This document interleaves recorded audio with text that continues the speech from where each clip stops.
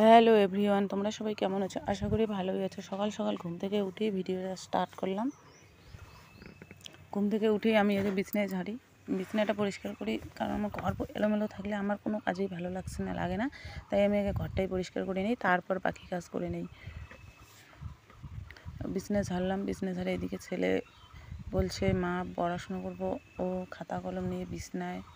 আর আমার তো এখনও কাজ হয়নি, কারণ ঘর অগোছালো। ঝাড়বো, মুছবো, বাইরে উঠান সব কিছু ঝাড়বো, তারপরে স্নান পূজা, তারপরে পড়াশোনা। ওরা রেডি হয়ে বসে আছে। ঘরে দেখছো কত নোংরা, কারণ ওরা সবসময় এইভাবেই নোংরা করে রাখে ঘর।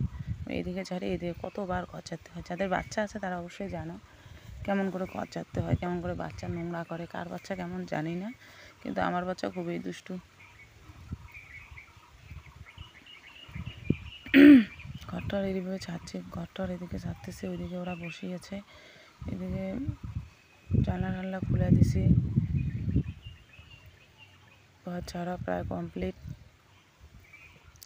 এদিকে ঘরটা ঝাড়ে এসে বাইরে উঠানটা ঝাড়তেছে। উঠানটা ঝাড়ানোর পর এদিকে লেপালিপি করে, মানে বারান্দাটা ঘরটা একটু মুছে করে দিয়ে। আকাশটা এতই খারাপ করছে কি বলি, আকাশটা মেঘলা মেঘলা, মানে বৃষ্টি হবে, ঠান্ডা ঠান্ডা ভাব আজকে।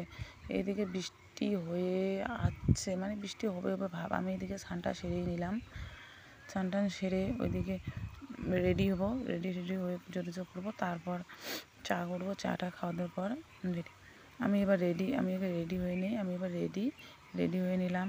এদিকে বৃষ্টি আসছে, মানে বৃষ্টি আসছে, এই মাত্র আসলো, বৃষ্টি পড়তেছে, দেখতেই পাচ্ছ তোমরা কত সুন্দর লাগছে বাইরের দৃশ্যটা, তাই না বলো? এদিকে আমার চা হয়ে গেছে, এদিকে চা খাইতেছি, সবাইকে চা দিয়ে।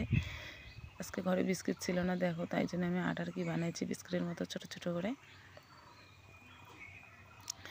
চাটা খাওয়ানোর পর এদিকে ছেলে মেয়েকে নিয়ে পড়তে বসলাম, কারণ এদেরকে তো 1 ঘন্টা করে সময় দিতেই হবে, তাই না? এদের সময়টা আগে দিতেই হবে, সকাল বিকাল ওদের সময়টা তো দিতেই হবে। এদিকে ওদেরকে পড়াশোনা সেরে আমি কুমড়ো ডগা তুলবো, কারণ রান্না বসাবো। আজকের ভিডিওটা এখানেই শেষ করলাম, টাটা।